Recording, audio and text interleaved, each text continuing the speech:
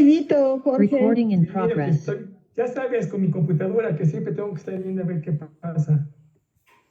Porque supuestamente tengo el micrófono, ¿no? Buenas noches, doctor. Hola, hola.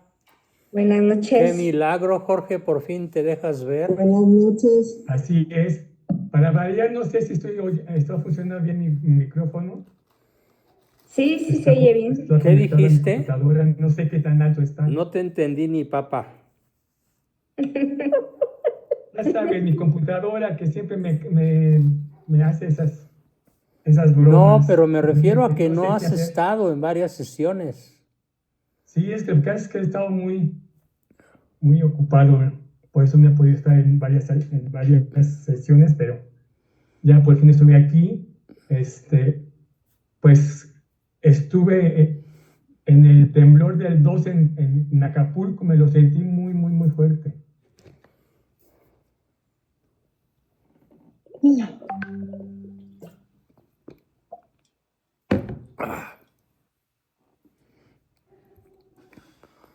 Pues qué bueno que no te pasó nada.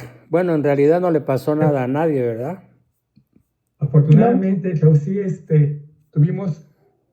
hubo personas de las familias que se bajaron por la escalera en el temblor, entonces sí hubo una persona que cayó de cabeza, de cara, y sí se lastimó la cara y parte de sus pies.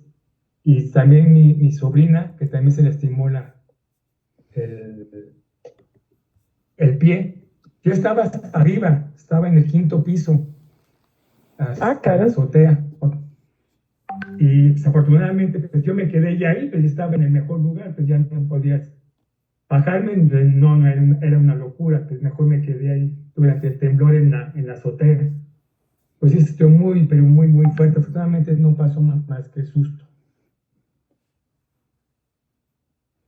Pero sí, ahora sí, supe lo que es sentir el temblor en epicentro.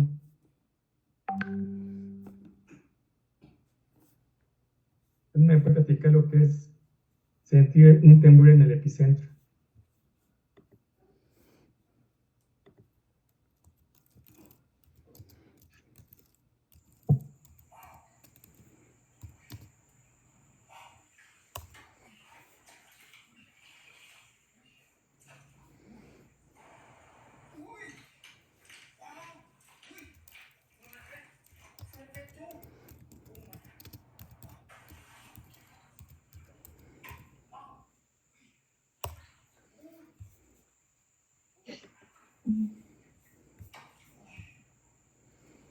Muy bien, ¿alguna pregunta, aportación, comentario, pregunta? Bla, bla, bla. Ay, doctor, pues yo creo que la inteligencia artificial se está ya pasando de la raya, ¿no?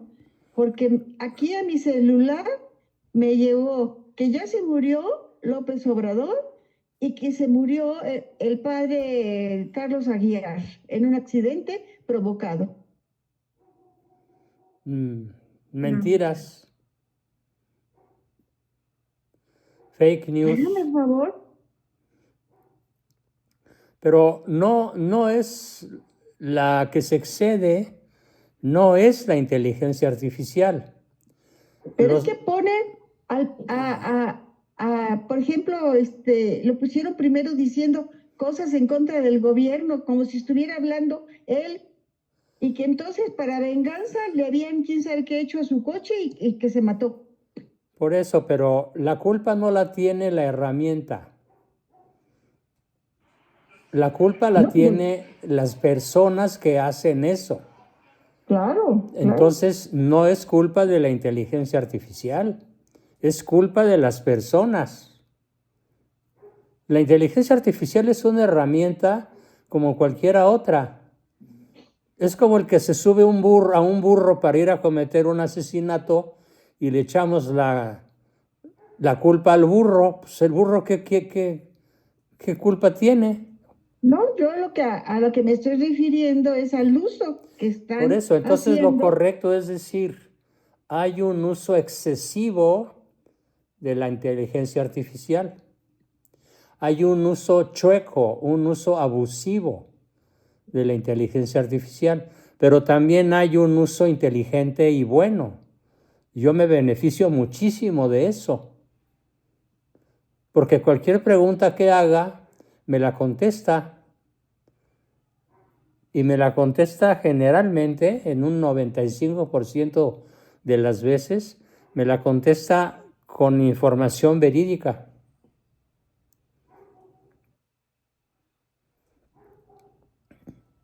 Entonces no es culpa de la herramienta, es culpa del que maneja la herramienta.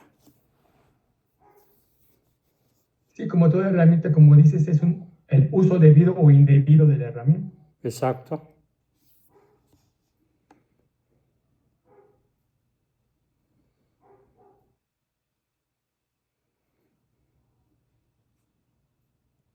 Pues ya se está poniendo fuerte el asunto en Irán, ¿no?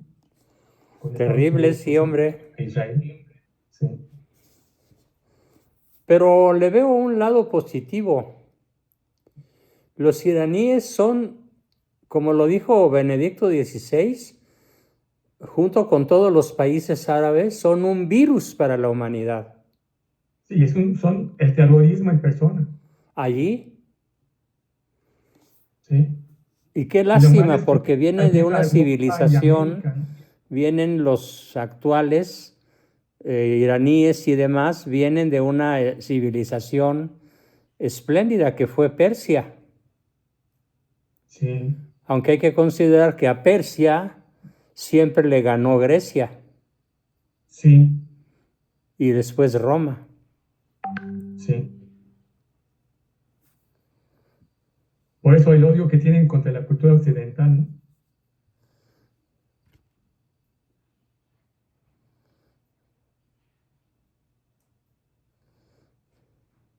Ese afán terrorista contra nuestra cultura occidental.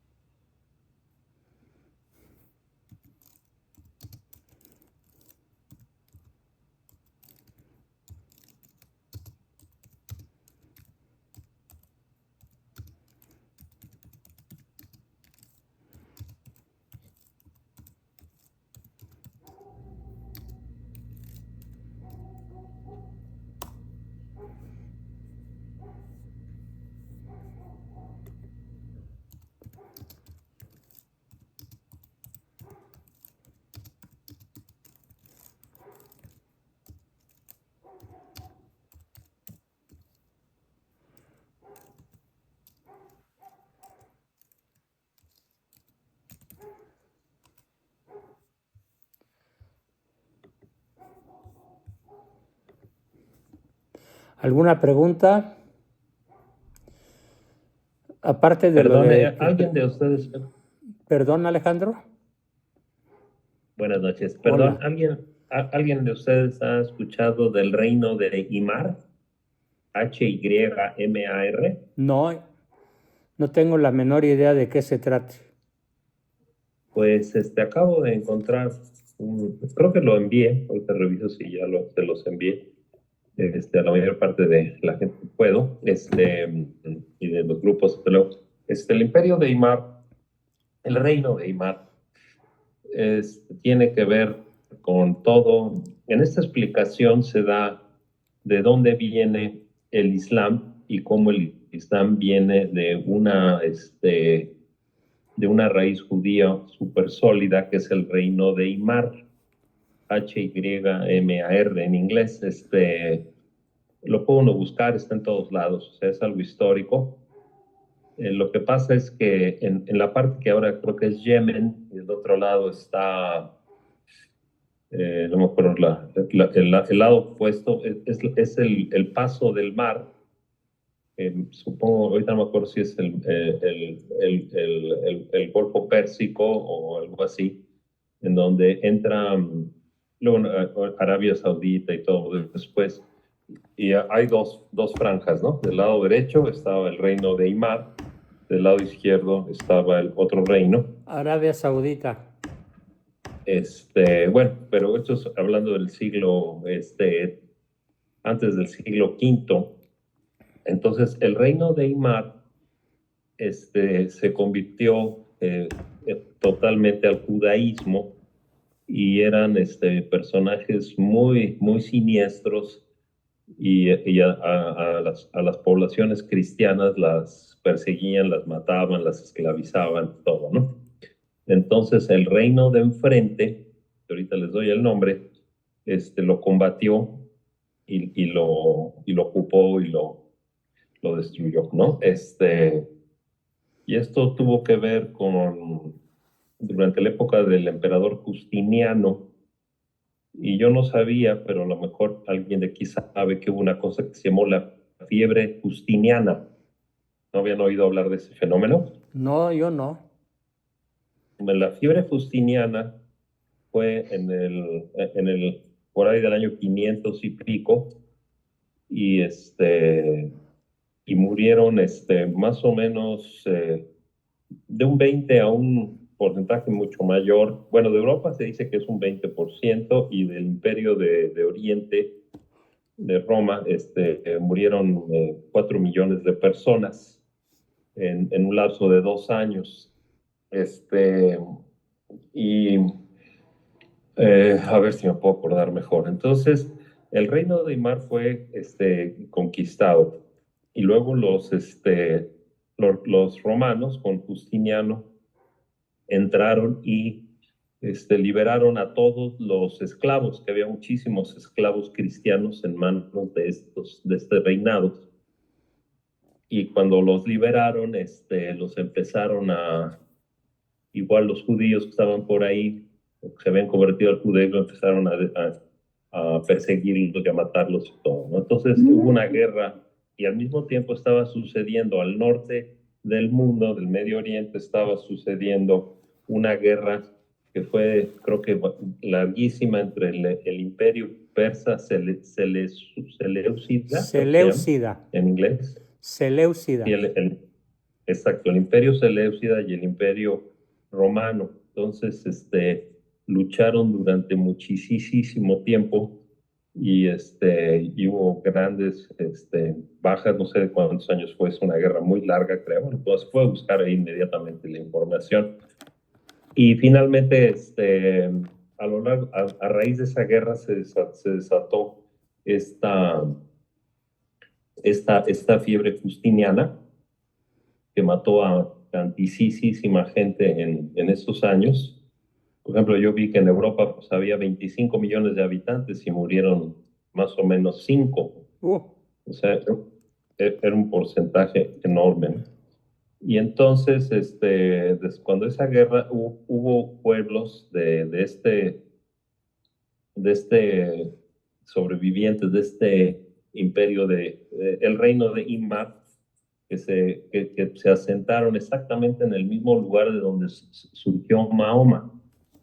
Entonces se dice que una generación o dos después de ahí salió la invasión de los árabes al resto del mundo, de esa zona, y que tuvieron mucho éxito, pero dice que tuvieron mucho éxito no porque fuera una batalla épica, gloriosa, sino porque toda la población de todos esos confines del mundo estaban desolados ya por la guerra y por la fiebre. Entonces, de ahí surgió, y de ese lugar surgió el Islam. O sea, el Islam no existía, pero de ahí, de esa parte, y eran personas que profesaban el judaísmo. Entonces el Islam surgió de un enclave judaico, más o menos. Eso es así una narración muy burda que les puedo platicar, pero se la pueden checar cualquiera. Yo ya lo vi. Históricamente está totalmente validado el reino, el imperio, todo. Pero entonces, ¿qué papel juega Mahoma? Pues Mahoma bueno, mi idea es de que el Islam es una creación del judaísmo, ¿no? Esa es mi teoría y la tengo por muchas fuentes, ¿no? Es muy complejo de entender, pero entonces, pues Mahoma es un arma que se usan los enemigos del cristianismo, que son desde luego los que crucificaron a Jesús para, para desolar cualquier cosa que tenga que ver con Jesús, ¿no? Y con Cristo. Son totalmente, han jurado, bueno, lo que ya sabemos que se dice en el Talmud, ¿no? De que aborrecen a la figura de Jesús, la insultan de la manera más vil y asquerosa posible, al igual que la Virgen. Y entonces es esa lucha contra Dios, la figura de nuestro Señor Jesucristo, en toda la creación y durante años y años y años. Entonces, sí valdría la pena, si quieren ahorita en lo que platicamos, yo obtengo un poquito más de datos y luego otros comentarios para dar los nombres de otros reinos, de otros personajes, y para que se tenga ese punto histórico de partida, porque parece que es la prueba ineludible de que el Islam y el judaísmo están conectados de raíz.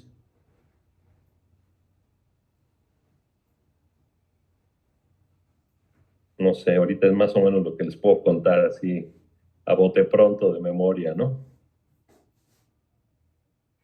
Entonces, ¿por qué ahorita el Islam está en contra de Israel si supuestamente son aliados? ¿O cuándo se rompió esa alianza? Exacto. Mira, eso es una duda que yo tengo mucho también no la puedo contestar ahorita porque sí sabemos que toda la invasión de España, por ejemplo, árabe, fue financiada por judíos. No sé si lo han visto, lo han checado en algún momento, ¿no? Bueno, yo tengo un dato histórico muy sólido y es el hecho de que un rey visigodo cristiano violó a una hija de un rabino. Y entonces ese rabino viajó al norte de África y les dio a los árabes todas las claves de acceso de España. Y de ahí vino la invasión de los moros a España. Pero como una venganza por la violación a una chica hija de un rabino. Y que los judíos amigos de este rabino ofendido se pusieron todos de acuerdo y financiaron la conquista de España por los moros. Ese es un hecho histórico. Sí, hay que tejer muy fino en el tema porque, por ejemplo, ¿quién está financiando todas las invasiones masivas de gente del Medio Oriente y del norte de África, sobre todo a Europa y Estados Unidos? Todos son las ONGs, y todas las ONGs son sionistas. Todas son sionistas y son presididas por George Soros, que George Soros también es del Club de la Estrellita de 6 picos, ¿no? Ajá. Entonces, pero ¿no estaremos confundiendo sionismo con la secta Illuminati? Bueno, no es lo que sé. Los Illuminati son una manifestación sionista. No, es al revés. ¿O los Illuminati, Bueno, de los Illuminati se derivan los sionistas? Se deriva a todo lo que sean equipos políticos fundamentalistas, como es el caso también del Islam y el nazismo en su momento. Siempre Bueno, están... yo conozco. ¿Pero qué es más antiguo? ¿Los Illuminati o los sionistas? Pues son más antiguos porque los pueblos semitas, o sea, tanto hay Illuminati dentro de los pueblos árabes como del pueblo judío. Antes de que se llamaran judíos y antes de que se llamaran libaneses, turcos, ellos ya estaban. O sea, hay templos, por ejemplo en Baalbek, del 3000 antes de Cristo, donde ya adoraban a la estrella de 6 puntas. Pero entonces Sí, eran sionistas. claro. No. Espérame, es que el sionismo Aquí hay una confusión de términos, mi querido Héctor. El sionismo se deriva de la postura antropocéntrica después del pecado original, en donde el pueblo judío que recibe el mensaje salvífico declara o cree que el Redentor va a ser un guerrero todopoderoso que les va a dar el poder sobre la tierra. Allí empieza el sionismo, unos años después de la caída del pecado original. Y los Illuminati son muchísimos siglos posteriores. Entonces el sionismo es la concepción antropocéntrica que se opone a la concepción cristocéntrica que tenían unos cuantos, sobre todo los apóstoles, los profetas, que predicaban que el Redentor no era un guerrero todopoderoso que les daría el poder terrestre, sino que iba a salvar las almas respecto del pecado y del demonio. Ese es el cristianismo primitivo, que se opone radicalmente al sionismo primitivo, que empieza unos años después de la caída. Le voy a comentar como yo lo entiendo. El antiguo judaísmo, la Torá, el Antiguo Testamento, las revelaciones de los profetas no están en contra de Cristo, no pueden estar en contra de Cristo. Es lo que acabo de decir. Por tanto, los que Es lo que acabo de decir. Los profetas están a favor de Cristo. Ajá. Y los sionistas están contra Cristo. Pero a la par, en paralelo. No lo reconocen, ajá. No lo reconocen como Redentor, Salvador, como el Mesías. Pero encontramos que estos pueblos muy, muy antiguos, el pueblo semita, o sea, antes de que se diferencien en judíos, israelíes, filisteos, cananeos, babilonios, sumerios, antes de que se haga toda esa división, ya existían estos cultos demoníacos y de hecho comparten dioses como Astarte, Baal, o sea, comparten deidades, los árabes también, evidentemente, previo a que ellos se diferenciaran de esa forma, que yo creo que esa es la parte en la que narra la Biblia de cómo Abraham se separa de una ciudad decadente, cómo se van separando de todo eso.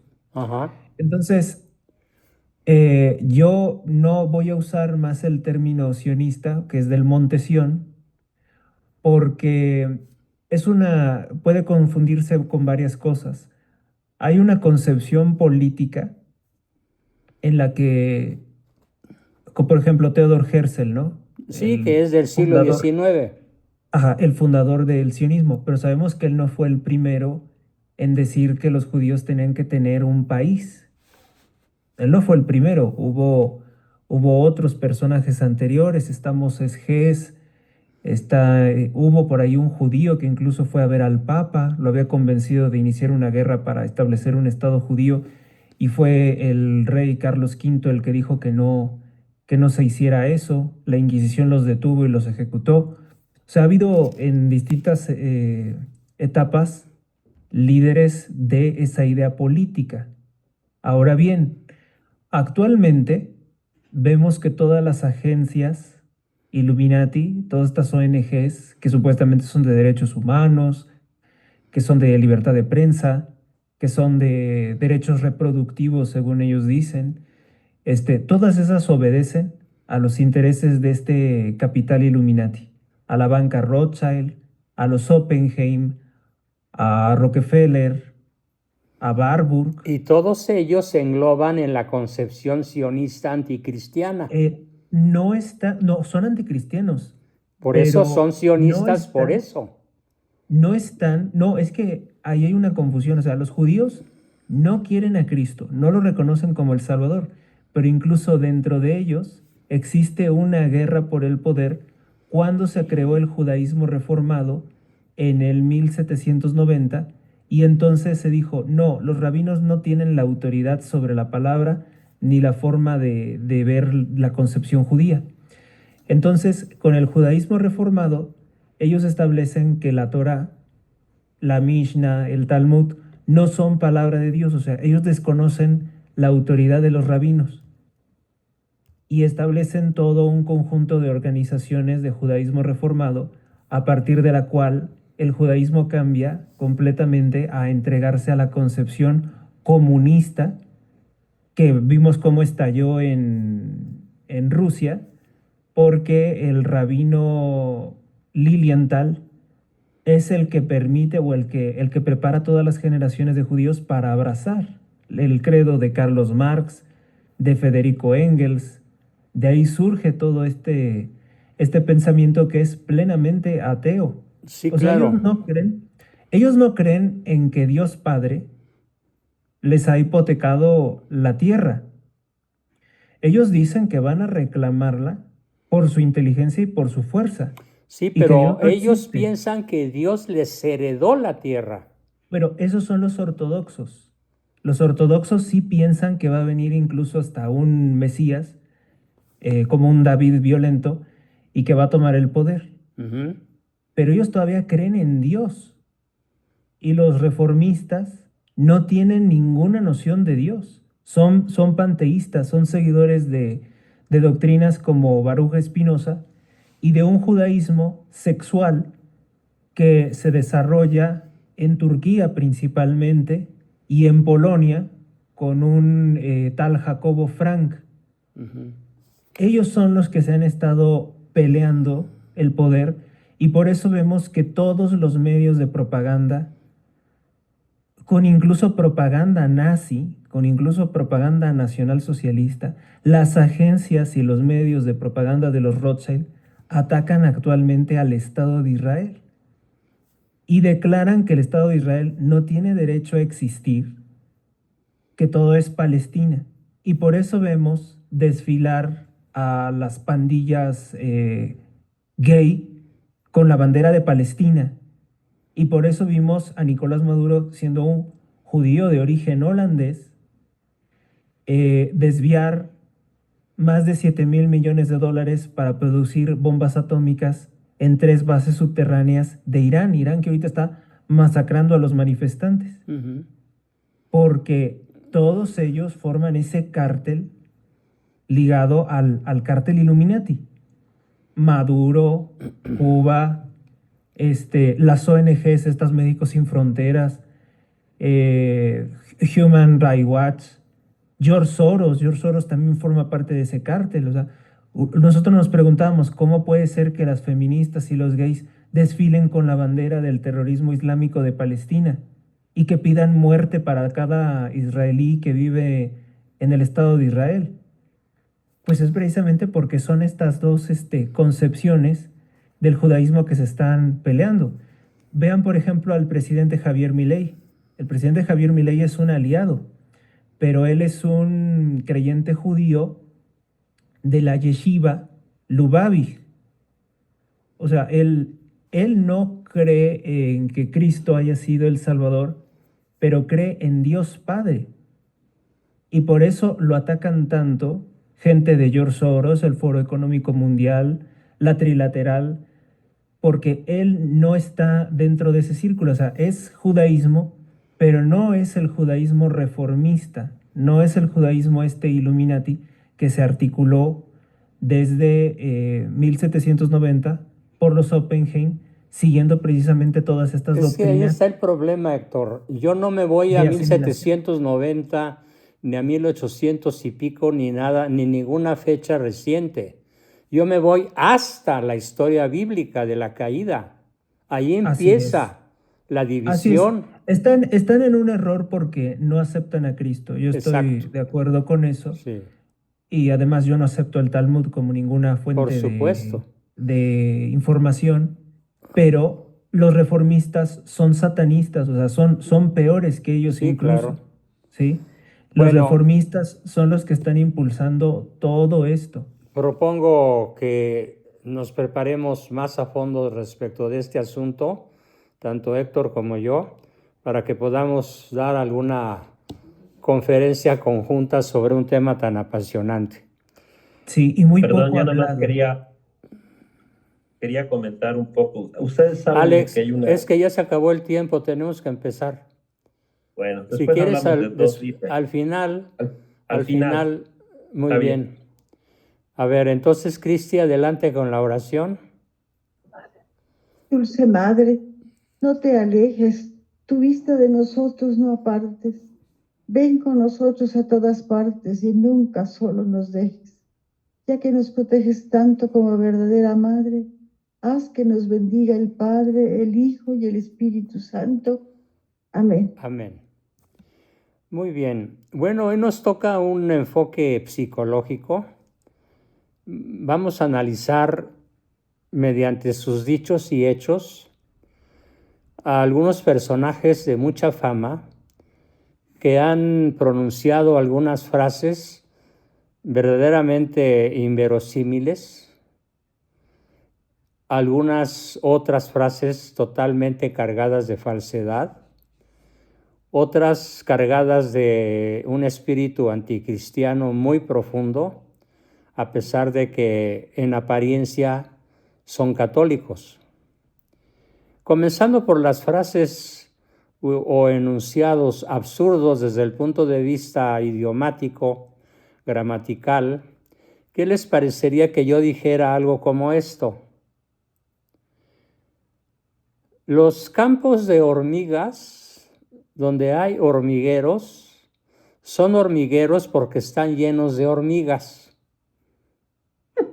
¿Qué les parece eso? A ver, ¿cuál sería tu opinión, Cristi?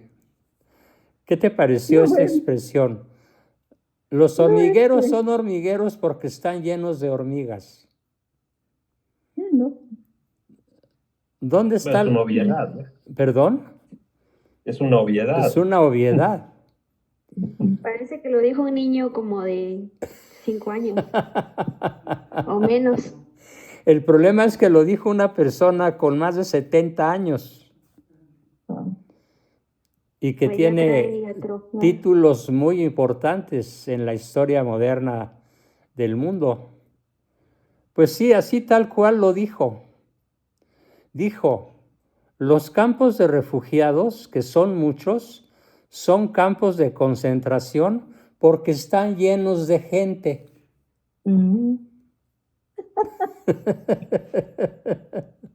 Pero el problema es que lo dijo con una seriedad, como si estuviera descubriendo el agua tibia. Incluso los que lo iban oyendo, les costó trabajo contener la risa. Bueno, Está pues, como- sí, Marta. Está como Sheinbaum diciendo que para no pagar tanta luz, pues no hay que gastar tanta luz. Exactamente. La solución para que la factura de luz no llegue tan alta Sí, es no encender la luz. sí, pues. Ay, Dios mío, qué cosas. Bueno, pues esa es una de las frases que pinta el nivel intelectual del personaje, cuyo nombre pueden ir adivinando tal vez, y si no lo adivinan, pues lo diré al final. No, de una vez. ¿Eh? ¿Cómo? No, para hacerlo más interesante, el nombre me lo voy a reservar. Luego para dijo, que no se vaya nadie. ¿perdón? ¿Tere? Digo, y para que no se vaya nadie. Ah, Estemos pues al sí, ¿verdad? pendiente. Que todo se termine en la sesión. Muy bien. Luego dijo otra cosa que no es absurda, pero que es una enorme mentira. Dijo, el abuso sexual contra los niños no es un pecado, es una enfermedad. Es una enfermedad. Esto lo dijo durante una entrevista con la revista jesuita, la Civiltà Católica, hace unos años, sosteniendo que el abuso sexual contra los niños es una enfermedad. Dijo que por eso la Iglesia Católica debe esforzarse más en la selección de los candidatos que aspiren a ser sacerdotes para no admitir a potenciales abusadores. Y también señaló que la mitad de los abusadores fueron víctimas de abuso, lo que siembra abuso en el futuro. Entonces, como psicólogo, como terapeuta, como especialista en la materia en la que me muevo profesionalmente, tengo la obligación de sostener que el abuso sexual contra los menores no es una enfermedad. Es un pecado que se llama pederastia. Es un pecado gravísimo que no tiene ninguna justificación. A ver, si fuera una enfermedad, ¿a la vez podría ser pecado? No. No. Lisa y llanamente, no. Porque para que algo sea pecado, tiene que haber libre consentimiento, plena advertencia y aceptación de las consecuencias. Entonces, el que viola a un niño lo hace en estado de sonambulismo, lo hace sin darse cuenta de las consecuencias que puede sufrir el niño, lo hace de manera que le resulta imposible contenerse o tiene la posibilidad de contenerse y evitarlo. Si es así, si tiene la posibilidad de contenerse y evitarlo, entonces estamos hablando de un pecado, no de una enfermedad. ¿Por qué? Porque la enfermedad sería algo que no puede dejar de hacer. Por ejemplo, lo que sí es una enfermedad es cierto tipo de alcoholismo. Cierto tipo de alcoholismo bioquímico se describe como enfermedad incurable, progresiva y mortal. No todos los borrachos son alcohólicos. Hay borrachos de buró. Hay borrachos que les encanta el vino, pero lo toman con cierta moderación. En cambio, el alcoholismo es una enfermedad incurable, progresiva y mortal, porque el que sufre esta enfermedad conoce lo que le puede ocurrir, pero no se puede contener. No porque no quiera, sino porque no puede. Y al no poder, se declara entonces como enfermedad. Entonces, el abuso sexual contra los niños lo declaro en contra de lo que dice este personaje. Sí es un pecado y no es una enfermedad. Puede haber algún caso aislado, muy reducido en porcentaje, en donde pudiera darse algún componente de carácter esquizofrénico, paranoico, obsesivo-compulsivo, en donde un examen psiquiátrico podría decir sí, se trata de un enfermo.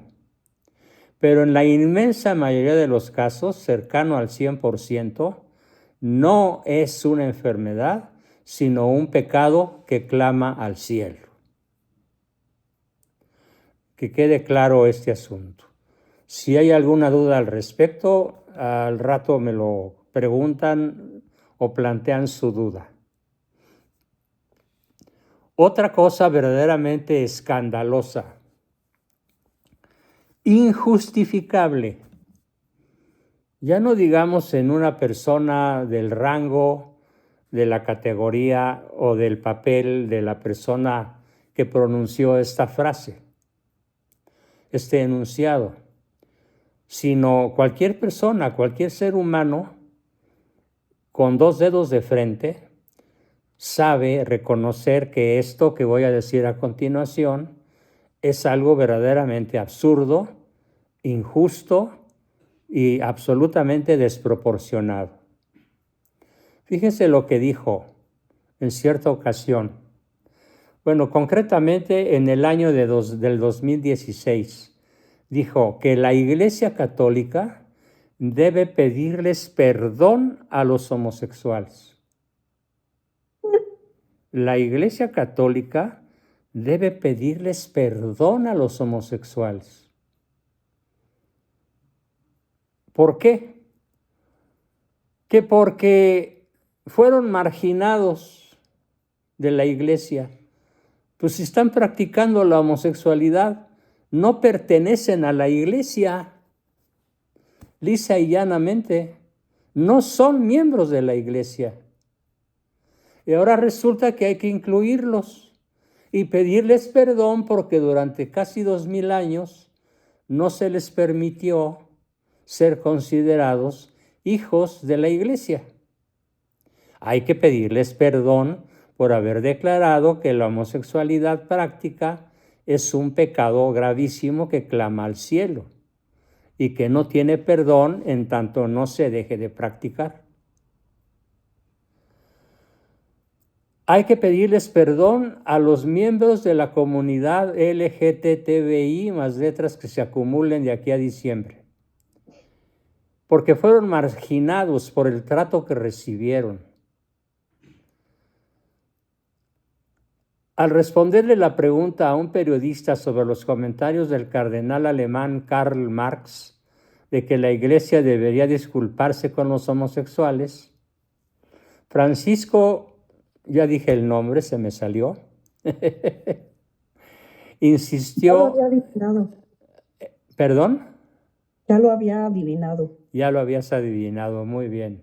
Francisco insistió en que no deben ser objeto de discriminación y deben ser respetados y acompañados espiritualmente. O sea, ¿qué le acompañas a un homosexual práctico? Ni siquiera puede ser tu amigo. Ni siquiera le abriría yo las puertas de mi casa para que conviva con mis hijos pequeños o adolescentes. ¿Quién me garantiza que no los va a violar? ¿Que no los va a seducir? Entonces no estamos hablando de discriminación. Estamos hablando de legítima defensa, de poner límites a una conducta antinatural que ahora resulta que al de ser declarada como antinatural hay que disculparse con ellos, porque pobrecitos no deben ser objetos de discriminación y deben ser respetados y acompañados espiritualmente por Dios. Y añadió, la iglesia no solo debe disculparse, no solo deben pedir perdón a esa persona homosexual a quien se ha ofendido por ser homosexual, sino que se tiene que pedir perdón, bueno, esto es cierto, a los pobres, a las mujeres explotadas, a los niños explotados por su mano de obra. Tiene que pedirse perdón por haber bendecido muchas armas. Eso es verdad. Pero revuelve lo que sí es obligatorio del buen cristiano pedir perdón, como el maltrato a una persona por ser pobre, el maltrato a una persona por ser ignorante, es algo muy diferente a mantener a raya y lejos al homosexual convicto y confeso, que puede ser un pirata, un depredador, si lo invito a mi casa. Y por eso hay que pedirles perdón. Obviamente esto es absolutamente absurdo. Y luego le preguntan, bueno, y si usted conoce a un gay, ¿qué haría con él? Bueno, pues si ese señor gay acepta al Señor, Dios, y tiene buena voluntad, ¿quién soy yo para juzgarlo? Está dimitiendo de su puesto. Está dejando de cumplir su ministerio, de propalar, de propagar, de hacer pública la palabra de Dios. Ya San Pablo lo decía, no entrarán al reino de los cielos los ladrones, los mentirosos, los infieles, los homosexuales, y la lista es larga. No, ahora hay que pedirles perdón por haberlos puesto en la lista como lo hizo San Pablo. San Pablo, el apóstol de apóstoles, el más importante apóstol que la catolicidad haya tenido a lo largo de 2000 años. Y además, al renunciar al juicio, ¿qué está haciendo Francisco al renunciar al juicio? ¿Qué le dirías a un homosexual? Práctico, que se convierta, que abandone sus perversidades y que aunque por dentro él siga teniendo el impulso homosexual, que no es el pecado en sí, tiene que controlarlo para no incurrir en una falta que clama al cielo. Ah, no, ¿quién soy yo para juzgarlo? Está abandonando su ministerio. Está traicionando el papel que le dio Cristo. Confirma a tus hermanos en la fe. Ah, no, ¿quién soy yo para juzgarlo? ¿Sí se dan cuenta de la gravedad de esta afirmación? Grandísima. Terrible. Doctor, está como el peje cuando dice, abrazos, no balazos. Ándale. ¿Cómo les va a hacer? Sí. ¿Cómo les va a decir a los estos? Narcos. Ándele, ¿cómo les va a decir que en justicia? No, pobrecito, no los toques. Que no se resuelve con violencia. No, luego. O Si no, como le entonces, ¿para qué dijo está ahí? la Sheinbaum a Trump, con mis narcos no te metas. Ándele, así con él. No, pues ya. En su última conversación telefónica, con mis narcos no te metas, ese es mi problema. No, no es su problema, es problema del continente, sobre todo de los Estados Unidos. Así es. Cuando me encuentro con una persona gay, tengo que distinguir entre su ser gay y ser parte de un lobby. Si aceptan al Señor y tienen buena voluntad, es que qué absurdo. Si un gay acepta al Señor y tiene buena voluntad, ¿qué haría con su vida? ¿Qué haría con su orientación sexual? Si tiene buena voluntad y acepta al Señor, ¿qué haría? Le sigue. Dejar de Vivir en ser gay. castidad. Perdón, Estela. Vivir en castidad y Vivir en apartarse de la castidad, ocasión de pecado. obviamente, vivir en castidad. Muy bien.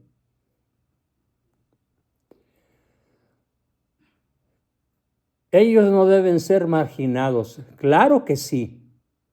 Ellos se marginan solitos. ¿Por qué se marginan solos? Porque yo no voy a permitir, cuando mis hijos eran adolescentes o pequeños, ¿sí?, que estuviera cerca un gay que va a ser mentiroso, rastrero, adulador, seductor, simpático, como de hecho lo son, tierno, atractivo. Hay que marginarlo. ¿Por qué? Porque es un alacrán en el seno. Doctor, Es por un eso- derecho a por la eso- legítima defensa. Entonces, por eso Jesús va a separar los cabritos de las ovejas. Claro. ¿Cómo Ay, que se van a pobrecitos, los revolver? margina. Cristo margina a las personas. Ellos son los que se marginan porque Ellos no son los que obedecen la se ley de marginan. Dios. Así es. La iglesia no. La tendencia a la homosexualidad no es un problema. Ellos son nuestros hermanos, no lo son. Míos no son. Son ovejas negras, ovejas perdidas, que hay que predicarles cuando haya oportunidad y se dejen, sí. ¿Que hay que tratarlos con dignidad humana? Sí. Pero una cosa es el trato digno y otra cosa es el acercarlos o permitir que se acerquen a tu círculo familiar o No, empresarial. Pues aceptarlos como tal, ¿no? Pues no. No solo el problema son los lobbies, el problema es cada uno de ellos. que puede actuar como lobo solitario, aunque no pertenezca a ningún lobby, y que actúan contra los intereses de la Iglesia. No es que los lobbies actúen contra los intereses de la Iglesia, eso está mal dicho. Los lobbies LGTBI y de ideología de género actúan contra Dios, no contra los intereses de la Iglesia. Actúan contra la palabra de Dios y contra Dios mismo. Luego dice algo que verdaderamente me indignó. Si eres un mal cristiano, sería mejor que fueras un buen ateo.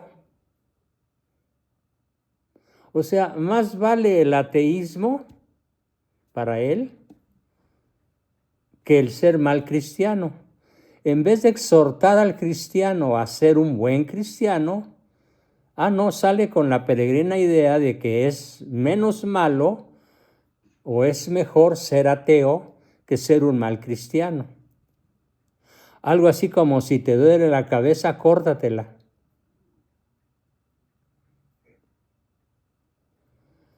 Con la evidente intención de llamarles la atención a sus feligreses, el líder de la iglesia aseguró que si eres un cristiano que lleva una doble vida, o te dedicas a explotar a otras personas, o si tienes un negocio sucio, no deberías identificarte como creyente.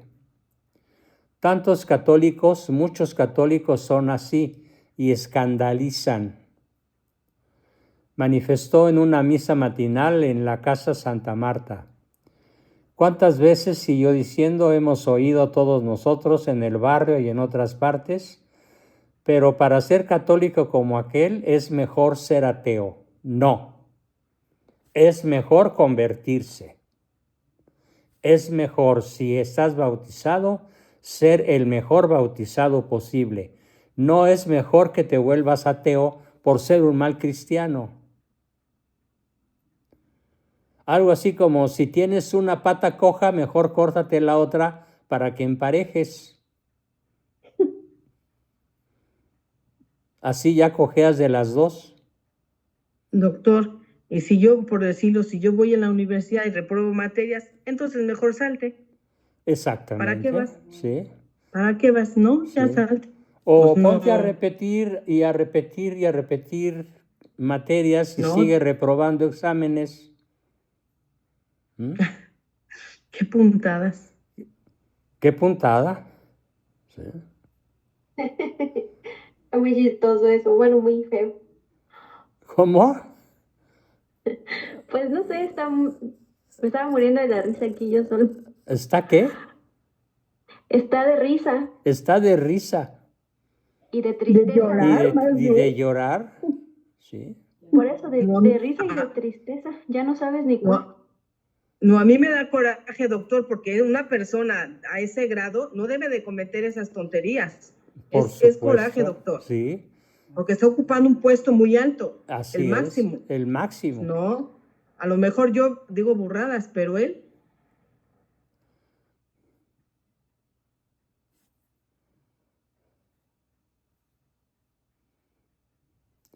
Luego dice otra cosa verdaderamente nefasta, por si lo dicho fuera poco. Dice: evitar el embarazo no es un mal absoluto. Claro que lo es. Y ahora resulta que se pone de relativista y permisivista. Evitar el embarazo no es un mal absoluto. Sugirió que las mujeres podrían utilizar anticonceptivos para evitar embarazos que ayuden a prevenir el virus. Esto contradice 2000 años de magisterio. En ningún caso la Iglesia tradicional ha aprobado el uso de anticonceptivos, sobre todo de los anticonceptivos que matan al óvulo ya fecundado.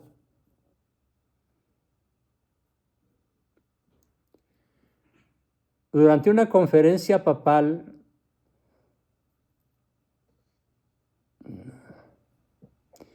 Dijo que a las monjas que eran violadas les permitía usar anticonceptivos en caso de violencia. Por otra parte, evitar el embarazo no es un mal absoluto. En ciertos casos se puede utilizar la anticoncepción como un mecanismo de defensa. ¿Y dónde queda la ley natural? ¿Dónde queda la ley de Dios? Está haciendo una consideración estrictamente mundana.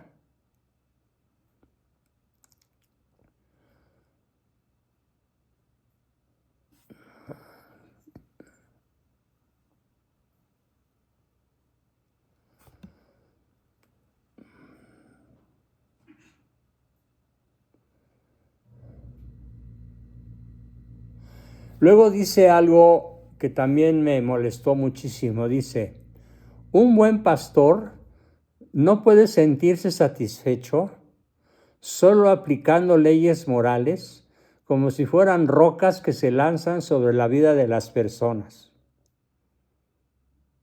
Pues sí, así debería ser. Al pan, pan y al vino, vino. Esto está mal, esto está bien. No hay medias tintas. El mismo Cristo lo dice, que tu no sea no, que tu sí sea sí. Y la palabra de Cristo no es para ser interpretada, es para ser obedecida, seguida, propalada. No es para tocar y escoger lo que nos gusta y rechazar lo que no nos gusta. Doctor, le voy a decir una cosa importante. ¿Qué pasaría en estos momentos? Bueno, ¿usted cree que Jesús, cuando le dijo a sus apóstoles, vayan y prediquen y enseñen lo que él está enseñando, y que los hubieran desobedecido, que les hubiera dicho lo contrario?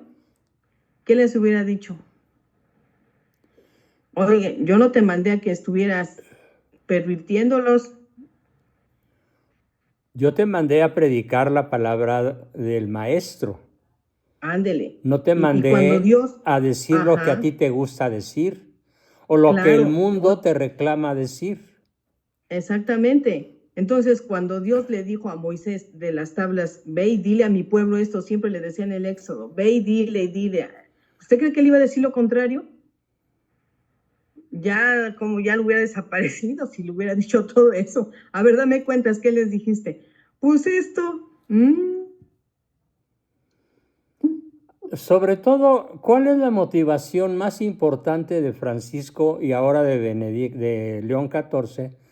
¿Cuál es la motivación más importante para caer en ese tipo de relativismo? ¿Alguien la sabe? Hay un motivo muy poderoso, muy mundano, pero muy poderoso para tergiversar, atenuar, relativizar, reacomodar al mundo la palabra de Cristo. ¿Cuál es ese motivo? Pues quedar bien con el mundo.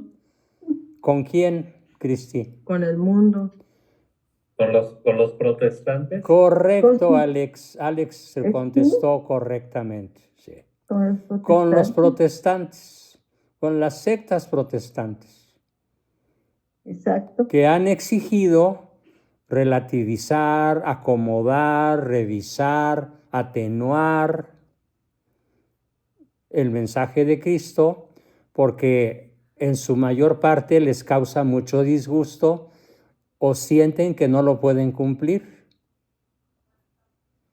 Y entonces prefieren acomodar el mensaje que acomodarse ellos al mensaje. Pero cada día es más grave lo que hacen, porque ahora que la Virgen no es corredentora, ¿qué es eso? Ajá. Tema que ya vimos, la Virgen sí es corredentora. Por Sí es medianera universal de todas las gracias. Y así Oiga, se le ha doctor, tratado siempre. ¿De dónde Claro. sacan ahora?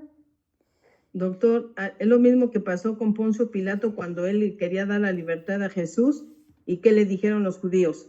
Si sueltas a ese, no eres amigo del César. Ajá. Y ¿Es entonces así? prefirió ser amigo del César. Exactamente. No de la justicia y la verdad, porque él la Exactamente. sabía. Sí. Luego atenúa un poco su discurso y dice que las uniones de hecho del mismo sexo, por ejemplo, no pueden ser equiparadas con el matrimonio. Pero ya dijo que hay que acogerlos. Es contradictorio.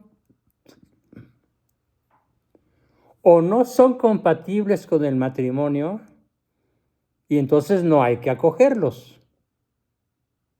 O son compatibles con el matrimonio y entonces hay que acogerlos. Pero no puedes decir que 2 por 2 son 4 y a la vez son 8. Nada más hay un resultado. La verdad para cada problema es uno solo, una sola respuesta. No hay varias respuestas. En ninguna ciencia se admite la posibilidad de que haya varias respuestas simultáneas, todas correctas. Entonces aquí tenemos una contradicción de fondo.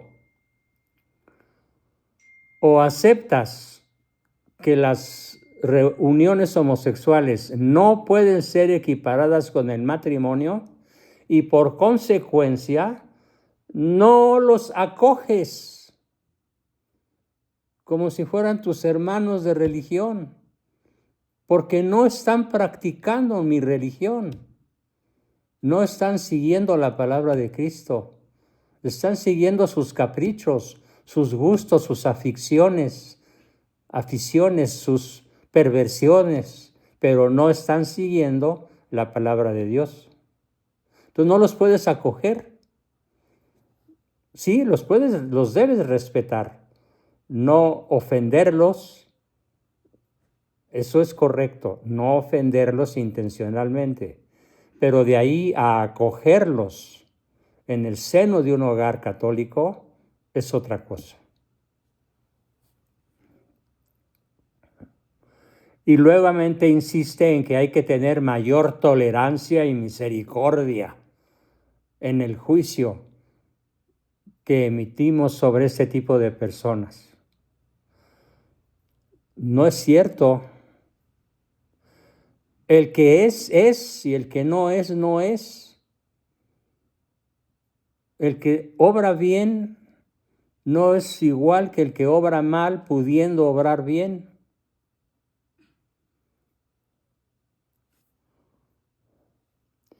Luego dice algo directamente dirigido contra Trump. Dice, una persona que construye muros, cualquier muro, y no en construir puentes, no es un cristiano. Entonces hay que derribar todos los muros de las casas.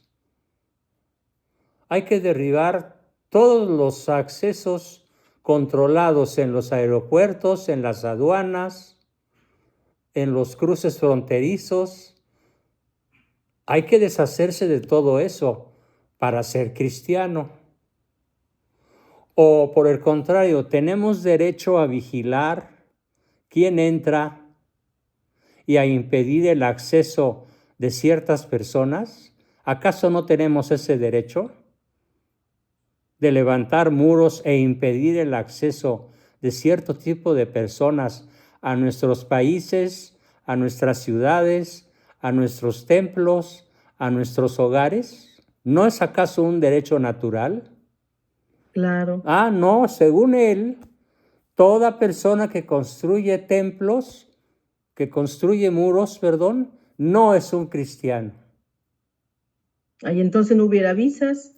Claro, nada, ningún control. Todo Pues mundo sí. podría entrar en cualquier lugar como Pedro por su casa.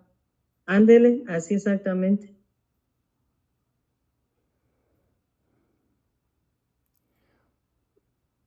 Y Trump le respondió, No se quedó callado, Mr. Donald. Le dijo respetuosamente, el Papa solo ha escuchado un lado de la historia. No ha visto el crimen, no ha visto el narcotráfico, no ha visto el impacto negativo de las políticas mexicanas en Estados Unidos. Y aseguró que un líder religioso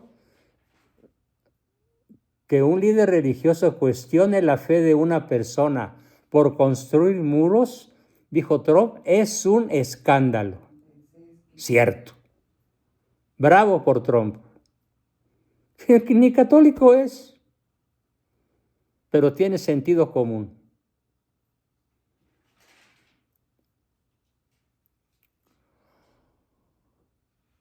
Y luego sale con otra cosa de orden político verdaderamente absurda, que es la oposición en Venezuela está dividida.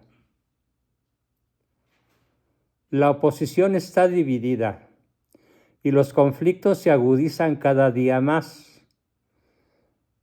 Y es verdaderamente escandaloso que haya solicitado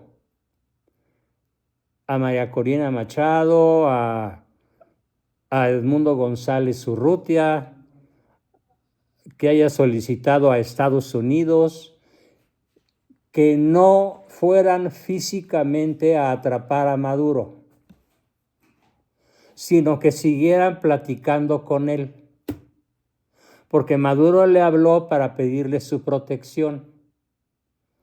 ¿Cómo es posible que Francisco, sabiendo que Maduro es un criminal, un narcotraficante, una persona que tiene, porque apenas están empezando a salir, más de 1,000 presos tomados de manera absurda e injusta por manifestar ideas contrarias a las de Maduro, que pasaron en la cárcel muchos los mejores años de su vida, otros unos cuantos meses, pero también de manera injusta? ¿Cómo es posible que, sabiendo todo eso, esté pidiendo clemencia para Maduro, en lugar de pedir que le aplique todo el peso de la ley? Pero no fue Francisco ya, ¿verdad? Esto es de León. No, desde Francisco sucedió. Después lo repitió León hace poco, hace unos días. Okay. Pero en el primer mandato de Trump, ya Francisco insistía en diálogo, y ninguna acción tipo militar, ni nada que se le pareciera. Cosa que hizo fracasar algunos intentos de llevarse a Maduro en el primer mandato de Trump. Pues puros abrazos y no balazos. Exacto.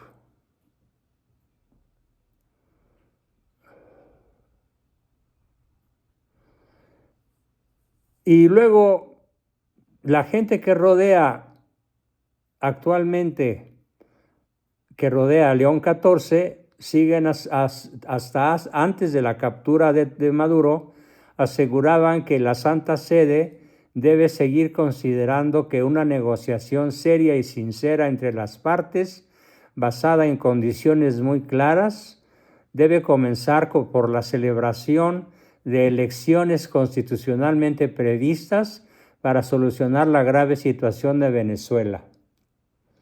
Eso dijo el Vaticano. Tache. ¿Por qué tache? Porque las elecciones ya fueron celebradas y el presidente legítimo electo por los venezolanos con casi el 80% de los votos es Edmundo González Urrutia y la vicepresidenta es María Corina Machado. Ya hubo elecciones. Descalificar las elecciones que ya hubo es un error monumental del Vaticano. Como lo que pasó aquí. ¿A qué te refieres? Pues a las elecciones que no ganó la Claudia. Y le atribuyeron el triunfo a ella. Ajá.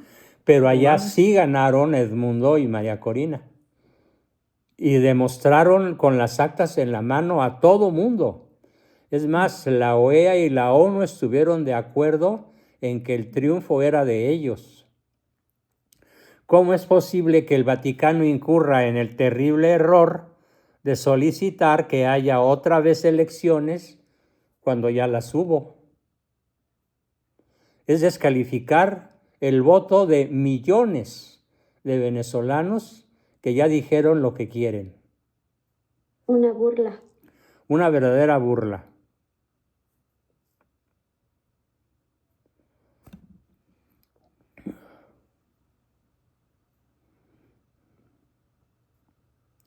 Muy bien. Aparte dijo otras cosas que sí hacen sentido. Total, puedo decir en síntesis que su mensaje, el mensaje de ambos, tanto de Francisco como de León XIV, son mensajes ambivalentes. Tienen párrafos excelentes, como ese de que el matrimonio homosexual no puede ser equiparado al matrimonio sacramental. Pero entonces, ¿por qué habla de acogida y misericordia?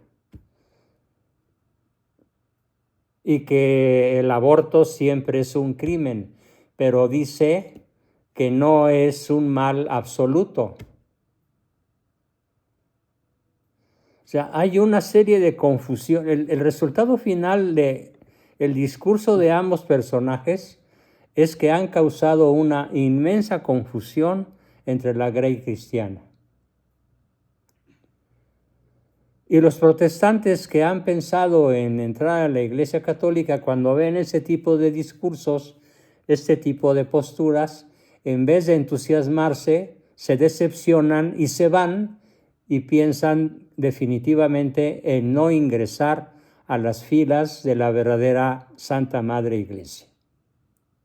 Con eso te concluyo mi exposición del día de hoy y empezamos con sus preguntas, comentarios, aportaciones y demás. ¿Quién quiere decir algo? Recording stopped.